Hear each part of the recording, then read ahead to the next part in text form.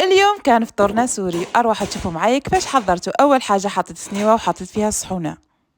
أول حاجة فرغتها الزيتون الأخضر والأسود، وبعدها المربيات، مربى المشمش، مربى السفرجل اللي كنت حضرته معاكم من قبل.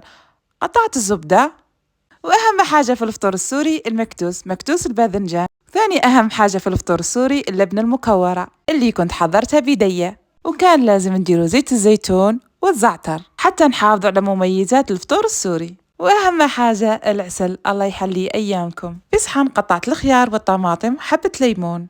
وهنا كان لازم نحضروا الشاي مع الفطور.